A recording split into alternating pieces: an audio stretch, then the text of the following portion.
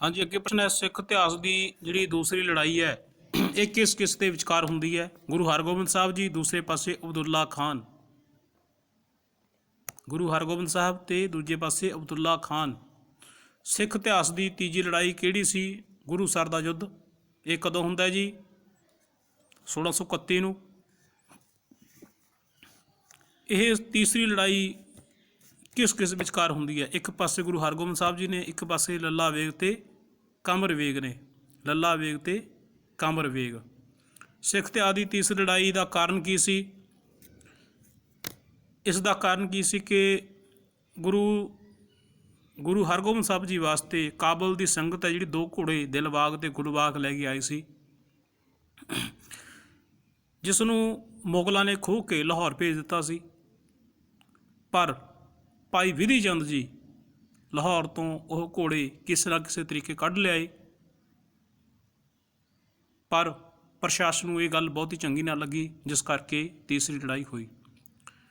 चौथी लड़ाई सिख इतिहास की किहड़ी है जी? करतारपुर का युद्ध, जिहड़ा कि 1634 ईस्वी में होया। सिख इतिहास की चौथी लड़ाई किस किस विचकार हुई? गुरु हरगोबिंद साहब जी ने एक पासे अते पैंदे खां जी। काबल वालों गुरु हरगोबिंद जी लई जिन्हां दो मसंदां ने उच्च कोटि के घोड़े भेजे, उन्हां मसंदां दे की नाम सन? ਇਹਦੇ ਵਿੱਚ लिखा जी भगत मल ते तारा चंद। भगत मल ते तारा चंद। गुरु हरगोबिंद जी साहब जी के समय मुगल शासक कौन सी? जहांगीर ते शाहजहान। जहांगीर ते शाहजहान सी जी। उस बहादुर का की नाम सी जो काबल के घोड़े लाहौर के किले विचों कढ़ के लैके आया सी? विधि चंद। आप पहला प्रश्न देख चुके हैं। विधि चंद दिलबाग ते गुलबाग के घोड़े ने जिहड़े वो लाहौर तो कढ़ के लियाए सी, जिहड़े काबल दीयां संगतां ने भेंट कीते सी। दिलबाग ते गुलबाग का बाद विच की नाम रखा गया? जान भाई अते सुहेला घोड़ा। जान भाई अते सुहेला घोड़ा। माता सुलखणी नूं पुੱਤ ਦਾ वर दिंदे समय गुरु जी किस घोड़े उत्ते सवार सन? सुहेले घोड़े उत्ते। सुहेले घोड़े उत्ते। गुरु हरगोबिंद जी ने करतारपुर की जंग किस घोड़े उत्ते सवार होकर लड़ी सी? सुहेले घोड़े ते। उन्होंने सुहेले घोड़े ते जंग लड़ी सी करतारपुर की। सुहेले घोड़े नूं करतारपुर की जंग विच किन्नियां गोलियां लगियां, जिस दे कारण जंग जितण के बाद रस्ते विच ही उसकी मौत हो गई? 600 गोलियां, लगभग 600 गोलियां उस घोड़े नूं लगियां अते उहदे शरीर विचों लगभग 125 किलो कास्ट जिहड़ा मैटल दी वो कढ़िया गया थी। 125 किलो। अगला प्रश्न है जी, गुरु हरगोबिंद जी ने अपने सिखां नूं नाल लैके अरदास करके अपने हत्थां नाल सुहेले घोड़े का जिहड़ा संस्कार है वो कीता। उत्थे ये स्थान गुरुद्वारा सुहेला घोड़ा जी के नाम वालों प्रसिद्ध है, कित्थे है? गुरुद्वारा सुहेला घोड़ा जी आनंदपुर साहिब रोपड़ दे विच है जी, आनंदपुर साहिब। गुरु हरगोबिंद साहब जी के पुत बाबा गुरदित्ता जी के पुत का की नाम सी जो गुरु बने? 7वें गुरु गुरु हर राय जी। बाबा बुढ़ा जी का जन्म कदों हुंदा है? 1506 नूं हुंदा जी। 1506 नूं कत्थू नंगल पिंड है जिहड़ा अंमृतसर दे विच उत्थे हुंदा जी। पिता अते माता, माता शोरां जी अते पिता सुंगे रंधावे दे घर हुंदा है जी। बाबा बुढ़ा जी के सपुत्र का नाम हैगा जी बाबा भाना जी। बाबा भाना जी। बाबा बुढ़ा जी ने किन्ने गुरुआं की सेवा दे विच अपनी हाज़री भरी? 6 गुरु साहिबानां दी। 6 गुरु साहिबानां दी हाज़री है जी इन्हों ने भरी। इन्हों की कुल उम्र कितनी सी? 125 साल। बाबा बुढ़ा जी की कुल उम्र 125 साल सी। माता कौलां दे नाम उत्ते किहड़ा सरोवर बनिया होया है? कौलसर सरोवर। कौलसर सरोवर। अगे माता कौलां जी का देहांत कित्थे होया? करतारपुर विखे। करतारपुर विखे इन्हां दा देहांत होया। अगे प्रश्न है जी, गुरु हरगोबिंद साहब के पुत बाबा अटल राय जी ने आत्म बल द्वारा अपना शरीर किस प्रकार त्यागया? ਕਹਿੰਦੇ ਬੱਚਿਆਂ ਦੇ ਨਾਲ ਇਹ ਖੇਡ ਰਹੇ ਸੀ। ਮੋਹਨ ਨਾਮ ਦੇ ਇੱਕ ਬਾਲਕ ਦੀ ਵਾਰੀ ਆਈ, ਪਰ ਮੋਹਨ ਕਹਿੰਦਾ ਮੈਂ ਆਪਣੀ ਜਿਹੜੀ ਦਾਈ ਹੈ ਉਹ ਕੱਲ੍ਹ ਨੂੰ ਦੇਵਾਂਗਾ। ਪਰ ਰਾਤ ਨੂੰ ਜਿਹੜਾ ਸੱਪ ਦੇ ਕੱਟਣ ਕਰਕੇ ਉਹਦੀ ਮੌਤ ਹੋ ਗਈ। ਇਹ ਬਾਬਾ ਇਹ ਗੱਲ ਦਾ ਪਤਾ ਬਾਬਾ ਅਟੱਲ ਰਾਏ ਜੀ ਨੂੰ ਲੱਗਿਆ, ਤਾਂ ਬਾਬਾ ਅਟੱਲ ਰਾਏ ਜੀ ਉਹਦੇ ਕੋਲੇ ਕਹਿੰਦੇ ਜਾ ਕੇ ਮੋਹਨ ਨੂੰ ਆਪਦੀ ਜਿਹੜੀ ਖੇਲ ਹੈ ਉਹਦੀ ਵਾਰੀ ਦੇ। ਪਰ ਉਹ ਜਾਗ ਉੱਠਿਆ। ਪਰ ਜਦੋਂ ਇਹ ਗੱਲ ਦਾ ਗੁਰੂ ਹਰਗੋਬਿੰਦ ਸਾਹਿਬ ਜੀ ਨੂੰ ਪਤਾ ਲੱਗਿਆ ਤਾਂ ਉਹਨਾਂ ਨੇ ਜਿਹੜਾ ਬੁਰਾ ਹੈ ਉਹ ਮਨਾਇਆ ਵੀ ਤੂੰ ਰੱਬ ਦੇ ਹੁਕਮ ਦੀ ਜਿਹੜੀ ਉਲੰਘਣਾ ਕੀਤੀ ਹੈ। ਪਰ ਉਹ ਚਾਦਰ ਤਾਣ ਕੇ ਪੈ ਗਏ ਅਤੇ ਆਪਣੇ ਸਵਾਸ ਨੇ ਜਿਹੜੇ ਉਹ ਤਿਆਗ ਦਿੱਤੇ। ਇਹਨਾਂ ਦੀ ਉਮਰ ਉਦੋਂ ਲਗਭਗ 9 ਸਾਲ ਦੀ ਸੀ। ਉਹਨਾਂ ਦੀ ਯਾਦ ਦੇ ਵਿੱਚ 9 ਮੰਜ਼ਿਲਾ ਜਿਹੜਾ ਗੁਰਦੁਆਰਾ ਹੈ ਅੰਮ੍ਰਿਤਸਰ ਵਿਖੇ ਬਣਾਇਆ ਗਿਆ ਹੈ। ਗੁਰੂ ਹਰਗੋਬਿੰਦ ਸਾਹਿਬ ਦੇ ਪੁੱਤ ਬਾਬਾ ਗੁਰਦਿੱਤਾ ਜੀ ਨੇ ਅਤਮਲ ਦੁਆਰਾ ਆਪਣਾ ਸਰੀਰ ਕਿਸ ਪ੍ਰਕਾਰ ਤਿਆਗਿਆ?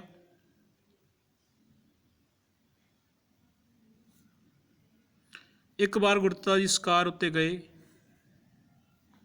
ਇਹਨਾਂ ਦੇ ਇੱਕ ਮਿੱਤਰ ਨੇ ਭੂਰੀ ਗਾਂ ਨੂੰ ਹਿਰਨ ਸਮਝ ਕੇ ਤੀਰ ਮਾਰ ਦਿੱਤਾ, ਜਿਸ ਦੇ ਨਾਲ ਉਸਦੀ ਮੌਤ ਹੋ ਗਈ। ਗਾਂ ਦੇ ਮਾਲਕ ਨੂੰ ਉਸਦੇ ਮੁੱਲ ਉੱਤੇ ਦੇਣ ਉੱਤੇ ਵੀ ਉਹ ਨਾ ਮੰਨਿਆ, ਤਾਂ ਗੁਰਦਿੱਤਾ ਜੀ ਨੇ ਵਾਹਿਗੁਰੂ ਬੋਲ ਕੇ ਜਿਹੜੀ ਗਾਂ ਹੈ ਉਹ ਜਿਉਂਦੀ ਕਰ ਦਿੱਤੀ, ਜਿਹੜੀ ਜੀਵਤ ਹੋ ਗਈ। ਪਰ ਜਦੋਂ ਬਾਬਾ ਗੁਰੂ ਹਰਗੋਬਿੰਦ ਸਾਹਿਬ ਜੀ ਨੂੰ ਇਸ ਬਾਰੇ ਪਤਾ ਲੱਗਿਆ ਤਾਂ ਉਹ ਕਹਿੰਦੇ ਕਿ ਜਿਹੜੀ ਰੱਬ ਦੀ ਰਜ਼ਾ ਇਹ ਨਹੀਂ ਹੈਗੀ। ਇਸ ਕਰਕੇ ਬਾਬਾ ਗੁਰਦਿੱਤਾ ਜੀ ਚਾਦਰ ਤਾਣ ਕੇ ਸੌਂ ਗਏ ਅਤੇ ਉਹਨਾਂ ਨੇ ਵੀ ਆਪਣਾ ਸਰੀਰ ਹੈ ਜਿਹੜਾ ਉਹ ਤਿਆਗ ਦਿੱਤਾ। ਗੁਰੂ ਹਰਗੋਬਿੰਦ ਸਾਹਿਬ ਜੀ ਜੋਤੀ ਜੋਤ ਕਦੋਂ ਸਮਾਏ? 1644 ਨੂੰ 1644 ਨੂੰ ਜੋਤੀ ਜੋਤ ਸਮਾ ਗਏ। 7ਵੇਂ ਗੁਰੂ ਹਰਰਾਏ ਜੀ ਦਾ ਜਨਮ ਹੈ ਜਿਹੜਾ ਕਦੋਂ ਦੇ ਕਿੱਥੇ ਹੋਇਆ? 1630 ਨੂੰ ਕਰਤਾਰਪੁਰ। 1630 ਨੂੰ ਕਰਤਾਰਪੁਰ ਵਿਖੇ ਇਹਨਾਂ ਦਾ ਜਨਮ ਹੋਇਆ। ਗੁਰੂ ਹਰਰਾਏ ਜੀ ਦੇ ਪਿਤਾ ਜੀ ਕੌਣ ਸਨ? ਬਾਬਾ ਗੁਰਦਿੱਤਾ ਜੀ। 7ਵੇਂ ਗੁਰੂ ਹਰਰਾਏ ਜੀ ਦਾ ਜਨਮ ਹੈ ਜਿਹੜਾ ਸ਼ਾਇਦ ਕਰਤਾਰਪੁਰ ਨਹੀਂ, ਸ਼ਾਇਦ ਕੀਰਤਪੁਰ ਹੋਵੇ। ਧਿਆਨ ਦੇਣਾ, ਕੀਰਤਪੁਰ ਹੋ ਸਕਦਾ ਹੈ। ਗੁਰੂ ਹਰਰਾਏ ਜੀ ਦੇ ਭਰਾ ਧੀਰਮਲ। ਗੁਰੂ ਹਰਰਾਏ ਜੀ ਦੇ ਭਰਾ ਧੀਰਮਲ। ਗੁਰੂ ਹਰਰਾਏ ਜੀ ਦੀ ਪਤਨੀ ਕਿਸ਼ਨ ਕੌਰ। ਗੁਰੂ ਹਰਰਾਏ ਜੀ ਦੇ ਪੁੱਤਰ ਰਾਮ ਰਾਏ ਤੇ ਹਰਕ੍ਰਿਸ਼ਨ। ਰਾਮ ਰਾਏ ਤੇ ਹਰਕ੍ਰਿਸ਼ਨ ਜੀ। ਕਿਸ ਨੂੰ ਔਰੰਗਜ਼ੇਬ ਦੇ ਸਾਹਮਣੇ ਗੁਰਬਾਣੀ ਸ਼ੁੱਧ ਦੇ ਗਲਤ ਬੋਲਣ ਉੱਤੇ ਦੰਡ ਦੇ ਰੂਪ ਵਿੱਚ ਪੱਤਰ ਲਿਖ ਕੇ ਇਹ ਕਿਹਾ ਗਿਆ ਕਿ ਤੁਹਾਨੂੰ ਗੁਰੂ ਘਰ ਵੱਲੋਂ ਬਾਹਰ ਕੀਤਾ ਜਾਂਦਾ ਹੈ? ਰਾਮ ਰਾਏ ਨੂੰ, ਜੋ ਕਿ ਹਰ ਰਾਏ ਸਾਹਿਬ ਦੇ ਪੁੱਤ ਸੀ, ਕਿਉਂਕਿ ਇਹਨਾਂ ਨੇ ਗੁਰਬਾਣੀ ਦੇ ਗਲਤ ਅਰਥ ਕੀਤੇ ਸੀ। ਉਹ ਕੌਣ ਸੀ ਜੋ ਬਿਮਾਰ ਹੋਣ 'ਤੇ ਸ਼੍ਰੀ ਗੁਰੂ ਹਰਰਾਏ ਸਾਹਿਬ ਦੇ ਜਿਹੜਾ ਦਵਾਖਾਨਾ ਸੀ ਉੱਥੇ ਕੀਰਤਪੁਰ ਵਿਖੇ ਆਇਆ? ਸ਼ਾਹਜਹਾਂ ਦਾ ਪੁੱਤਰ ਦਾਰਾ ਸ਼ਕੋਹ। ਜਿਹੜਾ ਦਾਰਾ ਸ਼ਕੋਹ ਸੀ ਉਹ ਆਇਆ ਸੀ। ਦਾਰਾ ਸ਼ਕੋਹ। ਔਰੰਗਜ਼ੇਬ ਨੇ ਗੁਰੂ ਹਰਰਾਏ ਜੀ ਨੂੰ ਗ੍ਰਿਫਤਾਰ ਕਰਨ ਲਈ ਕਿੰਨੀ ਵਾਰ ਕੋਸ਼ਿਸ਼ ਕੀਤੀ? ਕਿੰਨੀ ਵਾਰ? 3 ਵਾਰ, ਲੇਕਿਨ ਉਹ ਅਸਫਲ ਰਿਹਾ। ਔਰੰਗਜ਼ੇਬ ਨੇ ਗੁਰੂ ਹਰਰਾਏ ਸਾਹਿਬ ਨੂੰ ਗ੍ਰਿਫਤਾਰ ਕਰਨ ਲਈ ਪਹਿਲੀ ਵਾਰ ਕਿਸ ਨੂੰ ਭੇਜਿਆ? ਆਪਾਂ ਨੂੰ ਪਤਾ ਕਿ 3 ਵਾਰ ਔਰੰਗਜ਼ੇਬ ਨੇ ਗੁਰੂ ਹਰਰਾਏ ਜੀ ਨੂੰ ਗ੍ਰਿਫਤਾਰ ਕਰਨ ਲਈ ਸੈਨਾ ਭੇਜੀ ਸੀ। ਪਹਿਲੀ ਵਾਰ ਜ਼ਾਲਮ ਖਾਂ ਨੂੰ ਭੇਜਿਆ ਗਿਆ, ਪਰ ਰਸਤੇ ਵਿੱਚ ਹੈਜਾ ਫੈਲਣ ਦੇ ਕਾਰਨ ਉਹਦੀ ਮੌਤ ਹੋ ਗਈ।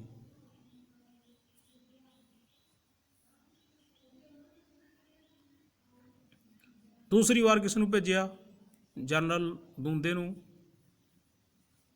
ਕੰਧਾਰ ਦਾ ਜਿਹੜਾ ਜਨਰਲ ਦੂੰਦਾ ਸੀ ਉਸ ਨੂੰ ਭੇਜਿਆ ਗਿਆ, ਪਰ ਫੌਜ ਦੇ ਵਿੱਚ ਆਪਸੀ ਤਨਖਾਹ ਦੇ ਕਾਰਨ ਲੜਾਈ ਹੋ ਗਈ, ਜਿਸ ਕਰਕੇ ਜਨਰਲ ਦੂੰਦਾ ਜਿਹੜਾ ਉਹ ਮਾਰਿਆ ਗਿਆ। ਤੀਸਰੀ ਵਾਰ ਸਹਾਰਨਪੁਰ ਦੇ ਨਾਹਨ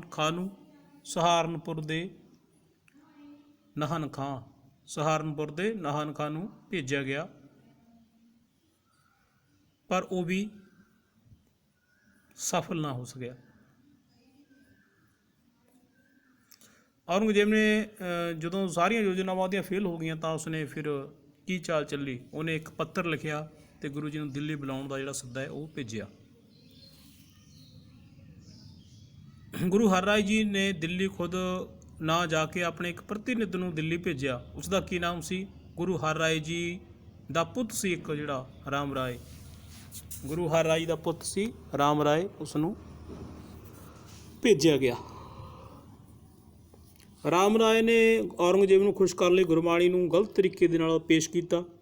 ਗੁਰਬਾਣੀ ਦੀ ਕਿਹੜੀ ਪੰਕਤੀ ਸੀ ਉਹ? ਮਿੱਟੀ ਮੁਸਲਮਾਨ ਕੀ ਪੀੜੈ ਪਈ ਘੁਮਿਆਰ, ਇਹਨੇ ਗਲਤ ਬੋਲੀ ਸੀ।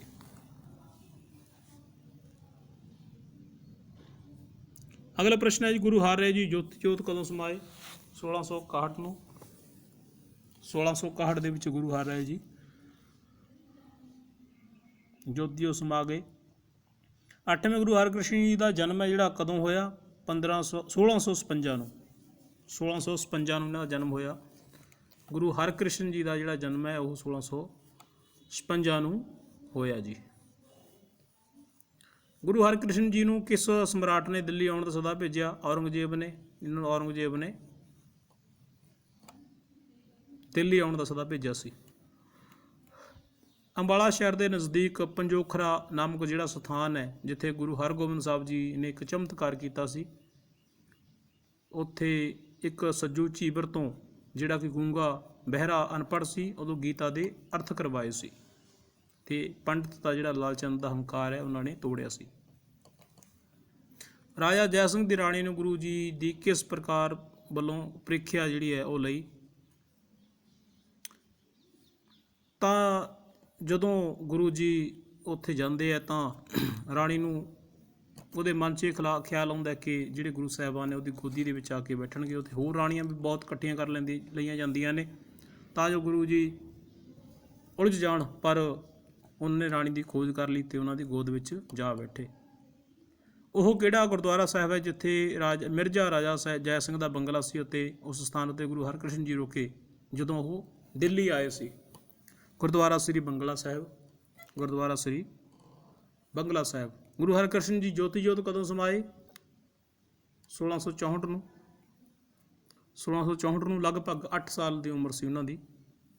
ਉਹ ਕਿਹੜਾ ਗੁਰਦੁਆਰਾ ਸਾਹਿਬ ਹੈ ਜਿਸ ਸਥਾਨ ਉੱਤੇ ਗੁਰੂ ਹਰਕ੍ਰਿਸ਼ਨ ਜੀ ਦਾ ਅੰਤਿਮ ਜਿਹੜਾ ਸੰਸਕਾਰ ਹੈ ਉਹ ਕੀਤਾ ਗਿਆ? ਗੁਰਦੁਆਰਾ ਸ੍ਰੀ ਬਾਲਾ ਸਾਹਿਬ ਦਿੱਲੀ। ਗੁਰਦੁਆਰਾ ਸ੍ਰੀ ਬਾਲਾ ਸਾਹਿਬ ਦਿੱਲੀ। ਗੁਰੂ ਹਰਕ੍ਰਿਸ਼ਨ ਜੀ ਨੇ ਆਖਰੀ ਕੁਝ ਸ਼ਬਦ ਕਹੇ ਜੋਤੀ ਜੋਤ ਸਮਾਉਣ ਸਮੇਂ, ਉਹ ਕੀ ਸੀ? ਬਾਬਾ ਬਕਾਲੇ। ਬਾਬਾ ਬਕਾਲੇ ਕਹਿਣ ਦਾ ਭਾਵ ਹੈ ਕਿ ਉਹਨਾਂ ਦਾ ਜਿਹੜਾ ਅਗਲਾ ਗੱਦੀ ਦਾ ਵਾਰਸ ਹੈ ਉਹ ਪਿੰਡ ਬਕਾਲੇ ਵਿੱਚ ਰਹਿੰਦਾ ਹੈ। ਉਹਨਾਂ ਦਾ ਕਹਿਣਾ ਸੀ ਬਾਬੇ ਤੋਂ ਭਾਵ ਸ਼੍ਰੀ ਗੁਰੂ ਤੇਗ ਬਹਾਦਰ ਜੀ, ਜਿਹੜੇ ਕਿ ਉਹਨਾਂ ਦੇ ਬਾਬਾ ਜੀ ਲੱਗਦੇ ਸੀ। ਕਿਸ ਨੇ ਗ੍ਰਾਮ ਬਕਾਲੇ ਵਿੱਚ ਅਸਲੀ ਗੁਰੂ ਨੂੰ ਖੋਜਿਆ ਸੀ? ਮੱਖਣ ਸ਼ਾਹ ਲੁਬਾਣਾ। ਮੱਖਣ ਸ਼ਾਹ ਲੁਬਾਣੇ ਨੇ ਅਸਲੀ ਗੁਰੂ ਸਾਹਿਬਾਨ ਨੂੰ ਖੋਜਿਆ ਸੀ। ਗੁਰੂ ਤੇਗ ਬਹਾਦਰ ਜੀ ਦਾ ਜਨਮ ਕਦੋਂ ਹੁੰਦਾ ਹੈ? 1621 ਨੂੰ ਅੰਮ੍ਰਿਤਸਰ ਵਿਖੇ। ਅੰਮ੍ਰਿਤਸਰ ਵਿਖੇ ਉਹਨਾਂ ਦਾ ਜਿਹੜਾ ਜਨਮ ਹੁੰਦਾ ਹੈ ਉਹ ਸੀ। ਗੁਰੂ ਤੇਗ ਬਹਾਦਰ ਜੀ ਦੀ ਪਤਨੀ ਦਾ ਕੀ ਨਾਮ ਸੀ? ਮਾਤਾ ਗੁਜਰੀ ਜੀ। ਇਹਨਾਂ ਦੇ ਇੱਕ ਸਪੁੱਤਰ ਦਾ ਜਨਮ ਹੋਇਆ ਗੁਰੂ ਗੋਬਿੰਦ ਸਿੰਘ ਜੀ। ਜਦੋਂ ਗੁਰੂ ਤੇਗ ਬਹਾਦਰ ਜੀ ਮਹਾਰਾਜ ਅੰਮ੍ਰਿਤਸਰ ਦੀ ਧਰਤੀ 'ਤੇ ਆਉਂਦੇ ਹੈ ਤਾਂ ਇਹਨਾਂ ਨੂੰ ਪ੍ਰਵੇਸ਼ ਨਹੀਂ ਕਰਨ ਦਿੱਤਾ ਜਾਂਦਾ, ਦਰਵਾਜ਼ੇ ਜਿਹੜੇ ਬੰਦ ਕੀਤੇ ਜਾਂਦੇ ਹੈ।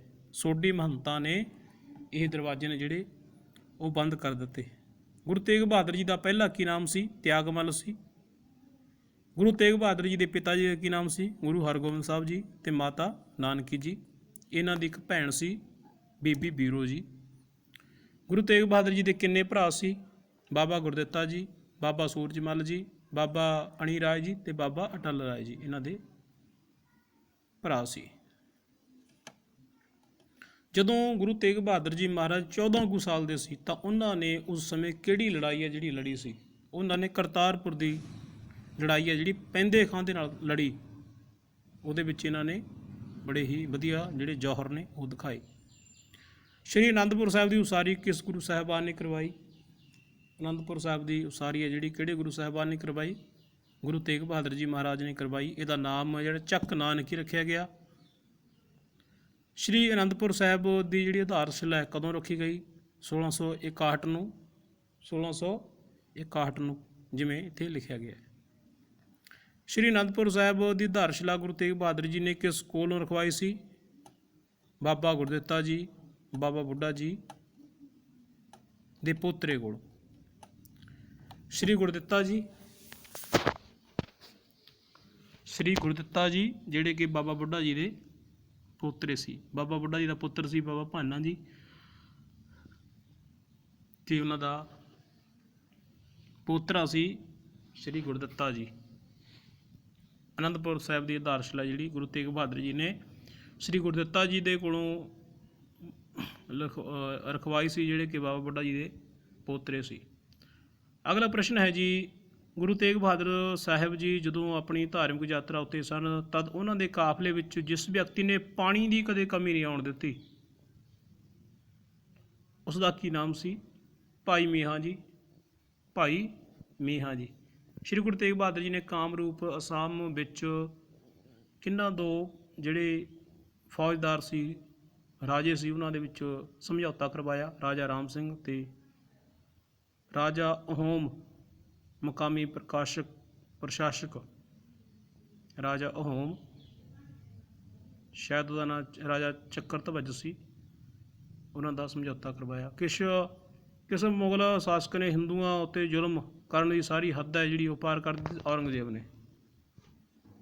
ਨੇ ਜਿਹੜੀ ਹੱਦ ਹੈ ਉਹ ਪਾਰ ਕਰ ਦਿੱਤੀ ਸੀ। 2 ਨਵੰਬਰ 1665 ਈਸਵੀ ਨੂੰ ਸ਼ਾਹੀ ਫਰਮਾਨ ਦੁਆਰਾ ਔਰੰਗਜ਼ੇਬ ਨੇ ਕੀ ਹੁਕਮ ਦਿੱਤਾ? ਉਸਨੇ ਹੁਕਮ ਦਿੱਤਾ ਕਿ ਸਾਰੇ ਮੰਦਰ ਨੇ ਜਿਹੜੇ ਉਹਨਾਂ ਦੀ ਭੰਨ ਤੋੜ ਹੈ ਜਿਹੜੀ ਉਹ ਕੀਤੀ ਜਾਵੇ।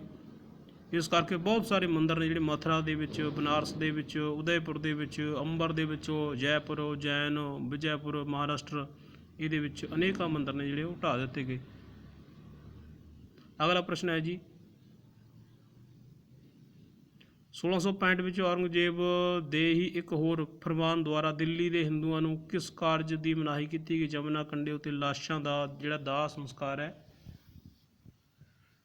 ਉਸ ਦੀ ਮਨਾਹੀ ਕਰ ਦਿੱਤੀ।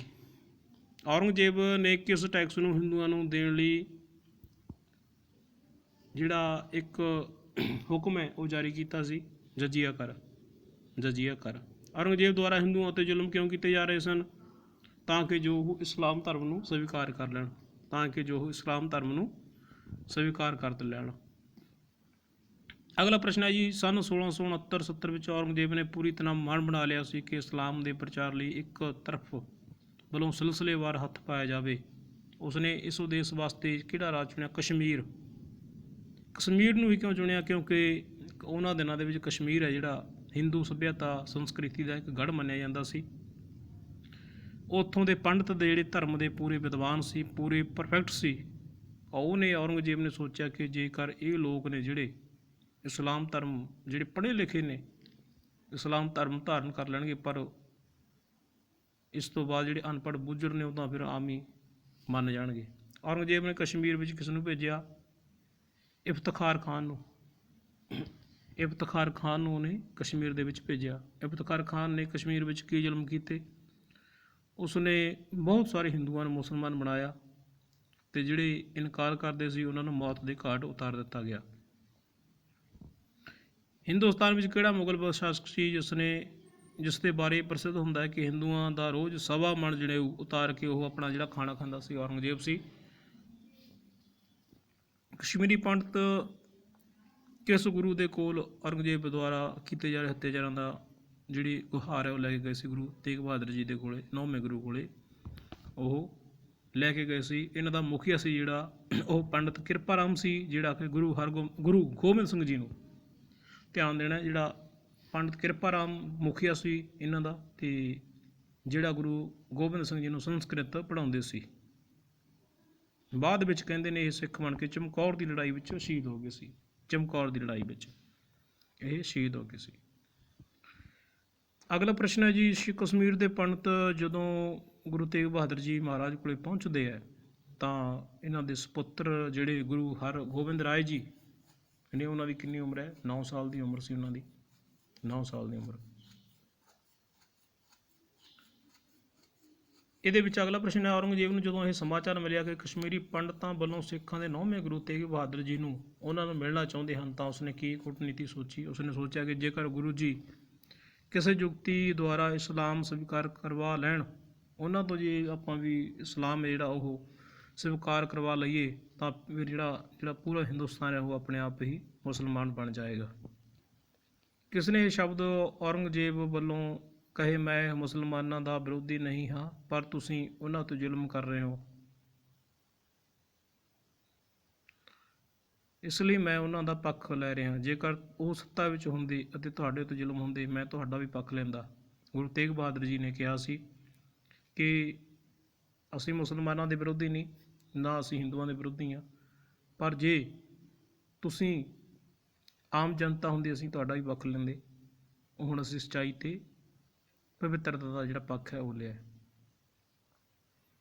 ਗੁਰੂ ਤੇਗ ਬਹਾਦਰ ਜੀ ਅੱਗੇ 2 ਸ਼ਰਤਾਂ ਨੇ ਜਿਹੜੀਆਂ ਉਹ ਰੱਖੀਆਂ ਗਈਆਂ। ਪਹਿਲੀ ਸ਼ਰਤ ਕੀ ਸੀ, ਇਸਲਾਮ ਨੂੰ ਕਬੂਲ ਕਰ ਲਓ ਜਾਂ ਫਿਰ ਆਪਣਾ ਸਿਰ ਹੈ ਜਿਹੜਾ ਉਹ ਦੇ ਦਿਓ। ਇਸਲਾਮ ਨੂੰ ਕਬੂਲ ਕਰ ਲਓ ਜਾਂ ਫਿਰ ਆਪਣਾ ਸਿਰ ਹੈ ਜਿਹੜਾ ਉਹ ਦੇ ਦਿਓ। ਅਗਲਾ ਪ੍ਰਸ਼ਨ ਹੈ ਜੀ 3 ਹੋਰ ਗੁਰਸਿੱਖਾਂ ਨੂੰ ਸ਼ਹੀਦ ਕੀਤਾ ਗਿਆ। ਭਾਈ ਮਤੀ ਦਾਸ ਜੀ, ਭਾਈ ਸਤੀ ਦਾਸ ਜੀ, ਭਾਈ ਦਿਆਲਾ ਜੀ ਨੂੰ ਸ਼ਹੀਦ ਕੀਤਾ ਗਿਆ। ਭਾਈ ਮਤੀ ਦਾਸ ਜੀ ਨੂੰ ਕਿਵੇਂ ਸ਼ਹੀਦ ਕੀਤਾ ਗਿਆ? ਇਹਨਾਂ ਨੂੰ ਆਰੇ ਦੇ ਨਾਲ ਚੀਰ ਕੇ ਸ਼ਹੀਦ ਕੀਤਾ ਗਿਆ। ਭਾਈ ਮਤੀ ਦਾਸ ਜੀ ਗੁਰੂ ਘਰ ਦੇ ਵਿੱਚ ਦੀਵਾਨ ਸੀ। ਮਤੀ ਦਾਸ ਜੀ ਦੇ ਪਿਤਾ ਜੀ ਦਾ ਨਾਮ ਭਾਈ ਪ੍ਰਾਗਾ ਜੀ, ਮਤੀ ਦਾਸ ਜੀ ਦੇ ਪਿਤਾ ਜੀ ਦਾ ਨਾਮ ਭਾਈ ਪ੍ਰਾਗਾ ਜੀ ਸੀ। ਸਤੀ ਦਾਸ ਜੀ ਨੂੰ ਰੂੰ ਦੇ ਵਿੱਚ ਲਪੇਟ ਕੇ ਜਲਾਇਆ ਗਿਆ। ਸਤੀ ਦਾਸ ਜੀ ਨੂੰ ਰੂੰ ਦੇ ਵਿੱਚ ਲਪੇਟ ਕੇ ਜਲਾਇਆ ਗਿਆ। ਸਤੀ ਦਾਸ ਜੀ ਲਿਖਾਰੀ ਦਾ ਜਿਹੜਾ ਕਾਰਜ ਸੀ ਉਹ ਕਰਦੇ ਸੀ। ਭਾਈ ਦਿਆਲਾ ਜੀ ਨੂੰ ਗਰਮ ਪਾਣੀ ਕਰਕੇ ਉਹਦੇ ਵਿੱਚ ਉਬਾਲ ਦਿੱਤਾ ਗਿਆ। ਗੁਰੂ ਤੇਗ ਬਹਾਦਰ ਦੀ ਸ਼ਹੀਦੀ ਕਿਸ ਤਰ੍ਹਾਂ ਹੋਈ? ਉਹਨਾਂ ਦੇ ਜਿਹੜੇ ਪਵਿੱਤਰ ਸੀਸ ਨੂੰ ਧੜ ਦੇ ਨਾਲੋਂ ਅਲੱਗ ਕੀਤਾ ਗਿਆ। ਇਹ 11 ਨਵੰਬਰ 1675 ਈਸਵੀ ਨੂੰ ਚਾਂਦਨੀ ਚੌਂਕ ਦਿੱਲੀ ਵਿਖੇ ਇਹ ਘਟਨਾ ਜਿਹੜੀ ਹੈ ਉਹ ਵਾਪਰੀ। ਜਿੱਥੇ ਉਹਨਾਂ ਦੀ ਸ਼ਹੀਦੀ ਹੋਈ ਉਹ ਕਿਹੜਾ ਗੁਰਦੁਆਰਾ ਸਾਹਿਬ ਹੈ ਜਿਸ ਸਥਾਨ 'ਤੇ ਗੁਰੂ ਤੇਗ ਬਹਾਦਰ ਜੀ ਦੀ ਸ਼ਹੀਦੀ ਹੋਈ? ਗੁਰਦੁਆਰਾ ਸੀਸਗੰਜ ਸਾਹਿਬ, ਚਾਂਦਨੀ ਚੌਂਕ, ਦਿੱਲੀ। ਇਹਨਾਂ ਦੇ ਪਵਿੱਤਰ ਸਰੀਰ ਨੂੰ, ਧੜ ਨੂੰ, ਜਿਹੜਾ ਇਹਨਾਂ ਸਰੀਰ ਹੈ ਉਹਨਾਂ ਨੂੰ ਲੱਖੀ ਸ਼ਾਹ ਬਣਜਾਰੇ ਨੇ ਸੰਸਕਾਰ ਕੀਤਾ ਸੀ। ਜਿੱਥੇ ਇਹਨਾਂ ਦੇ ਸਰੀਰ ਦਾ ਸੰਸਕਾਰ ਕੀਤਾ ਗਿਆ ਉੱਥੇ ਗੁਰਦੁਆਰਾ ਸ੍ਰੀ ਰਕਾਬਗੰਜ ਸਾਹਿਬ ਬਣਿਆ ਹੋਇਆ ਹੈ। ਰਕਾਬਗੰਜ ਸਾਹਿਬ। ਇਹਨਾਂ ਦੇ ਸੀਸ ਨੂੰ ਅਨੰਦਪੁਰ ਸਾਹਿਬ ਲੈ ਕੇ ਕੌਣ ਗਿਆ ਸੀ? ਭਾਈ ਜੈਤਾ ਜੀ। ਭਾਈ ਜੈਤਾ ਜੀ ਅਨੰਦਪੁਰ ਸਾਹਿਬ ਇਹਨਾਂ ਦੇ ਸੀਸ ਨੂੰ ਲੈ ਗਏ ਸੀ। ਇਹਨਾਂ ਦਾ ਪਵਿੱਤਰ ਜਿਹੜਾ ਧੜ ਸੀ, ਸਰੀਰ ਸੀ, ਉਹਦਾ ਜਿਹੜਾ ਸੰਸਕਾਰ ਹੈ ਭਾਈ ਲੱਖੀ ਸ਼ਾਹ ਨੇ ਕਿਵੇਂ ਕੀਤਾ ਸੀ? ਆਪਣੇ ਘਰ ਨੂੰ ਅੱਗ ਲਾ ਕੇ ਉਹਨਾਂ ਨੇ ਸੰਸਕਾਰ ਕੀਤਾ ਸੀ। ਅੱਗੇ ਪ੍ਰਸ਼ਨ ਹੈ ਜੀ, ਉਸ ਗੁਰਦੁਆਰਾ ਸਾਹਿਬ ਦਾ ਕੀ ਨਾਮ ਹੈ ਜਿਸ ਸਥਾਨ ਉੱਤੇ ਗੁਰੂ ਤੇਗ ਬਹਾਦਰ ਜੀ ਦੇ ਪਵਿੱਤਰ ਜਿਹੜਾ ਸੀਸ ਹੈ ਉਹਦਾ ਸੰਸਕਾਰ ਕੀਤਾ ਗਿਆ? ਗੁਰਦੁਆਰਾ ਸੀਸਗੰਜ ਸਾਹਿਬ, ਅਨੰਦਪੁਰ ਸਾਹਿਬ। ਗੁਰਦੁਆਰਾ ਸੀਸਗੰਜ ਸਾਹਿਬ, ਅਨੰਦਪੁਰ ਸਾਹਿਬ।